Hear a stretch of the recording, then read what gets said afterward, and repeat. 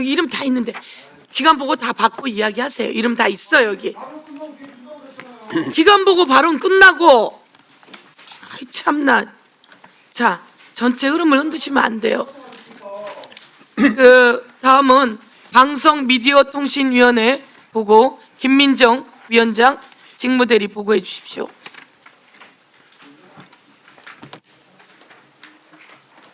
존경하는 서영교 위원장님, 그리고 국정조사특별위원회 위원님 여러분, 방송미디어통신심의위원회 위원장 직무대리 김민정입니다. 지금부터 방송미디어통신심의위원회에 윤석열 명예훼손 허위보도 의혹 사건 조작 기소 관련 유희림 민원사주를 통한 언론 탄압 관련 기관 보고를 말씀드리도록 하겠습니다. 3쪽입니다. 먼저 방송미디어통신심의위원회에 일반 현황을 보고드리겠습니다. 저희 위원회는 지난해 10월 1일 제정 시행 중인 방송미디어통신위원회의 설치 및 운영에 관한 법률 제18조에 의거 설치되었습니다. 위원회는 방송법과 정보통신망 이용 촉진 및 정보보호 등에 관한 법률에 규정된 사항의 심의 등 법정 직무를 수행하고 있습니다.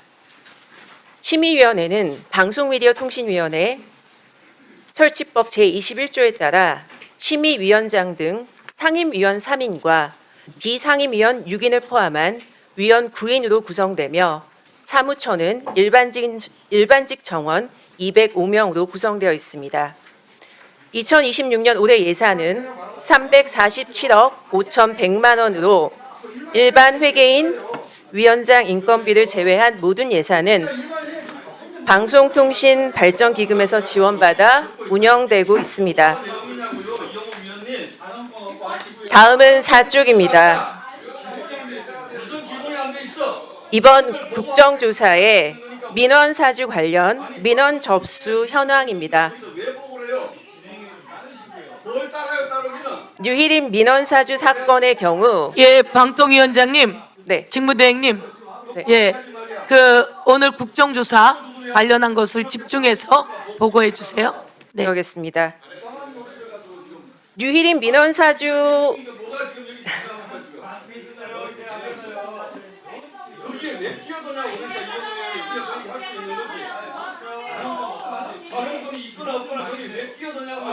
예, 보고해 주세요. 그냥 보고하세요. 예. 유희림 민원사주 사건의 경우 관련 민원 범주 등이 명확히 특정되지는 않았으나 지난해 3월 국회 과학기술정보방송통신위원회 상임위의 감사 요구 의결에 따라 감사원이 실지 감사를 진행하는 과정에서 인터넷신문 뉴스타파의 기사를 인용 보도한 KBS 1TV의 KBS 9시 뉴스, MBC TV의 MBC 뉴스데스크와 PD수첩, JTBC의 뉴스룸, YTN TV의 뉴스가 있는 저녁 등 과징금을 심의 의결한 총 6개 프로그램에 대한 민원 내역의 제출을 요구한 바 있으며 총 157건의 세부 내역은 별도로 제출드린 부침을 참고해 주시면 감사하겠습니다. 5쪽입니다. 뉴스타파 인용보도 관련 방송심의 결과입니다. 해당 방송의 뉴스타파 인용보도와 관련하여 지상파 방송은 13건, 종합편성 및 보도 채널은 26건에 대해서 심의 의결하였으며 과징금 부과 6건, 관계자 징계를 포함한 제재 조치 7건, 권고 의견 제시 등 행정지도 13건, 문제없음 13건의 의결이 있었습니다. 방송사별 의결 현황 등의 세부 내역은 아래의 표를 참고해 주시기 바랍니다. 마지막으로 민원사주 의혹, 이해충돌 방지 의무 위반 의혹 등 감사원 감사 관련 사항을 보고드리겠습니다. 6쪽입니다.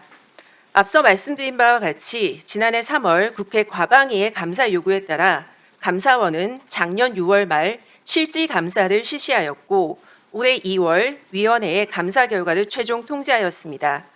주요 내용으로는 이해충돌 방지 의무 위반 의혹에 대해서는 관할 법원의 과태료 통보, 국회 거짓 증언 및 위증교사 의혹에 대해서는 인사혁신처의 비위 사실 통보, 부실 자체 감사 의혹 등에 대해서는 관련자 2인에 대한 주의 조치 등을 결정한 바 있으며 자세한 내용은 보고자료의 표를 참조해 주시기 바랍니다.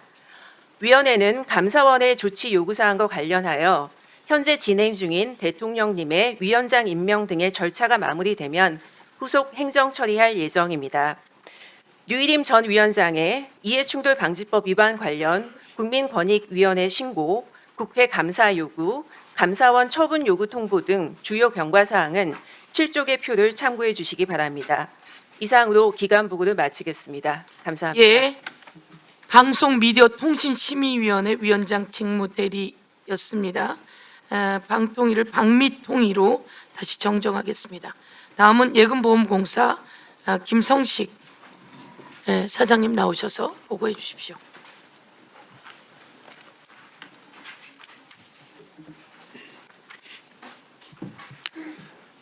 예금보험공사 사장 김성식입니다.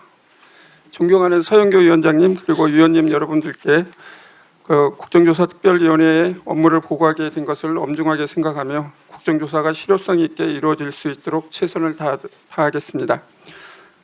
업무 현황 보고 자료의 1쪽과 2쪽의 일반 현황과 부실 책임 추궁 업무 프로세스는 제출한 자료로 가름하도록 하겠습니다. 다음 3쪽에 저축은행 부실 사태 및 부실 책임 조사 현황에 대해 말씀드리겠습니다. 2011년 부산저축은행 등 16개 저축은행을 시작으로 2015년까지 총 30개의 저축은행이 부실화되었습니다. 저희 예금보험공사는 지원자금의 회수와 부실 책임 추궁을 위하여 즉시 부실 책임 조사에 착수하였으며 우선 직접 관련자인 저축은행 임직원 및 대주주에 대한 조사를 먼저 실시하였습니다. 부실 채무 기업의 경우 대출 규모 등을 고려하여 순차적으로 조사하였습니다.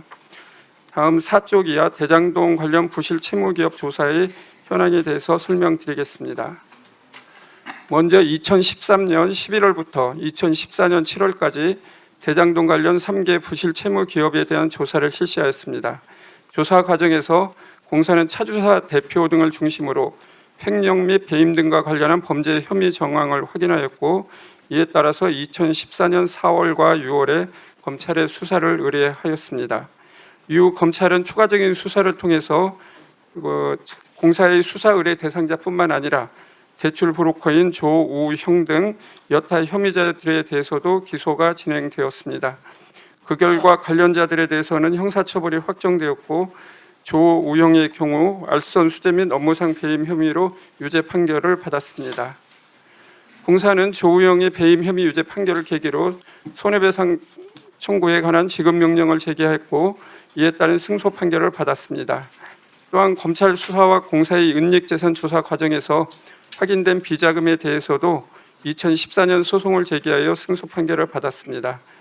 공사는 부실 관련자에 대해서 정기적으로 재산 조사를 실시하고 있고, 추가 재산이 발견될 경우 즉각적인 환수 조치를 진행할 예정입니다.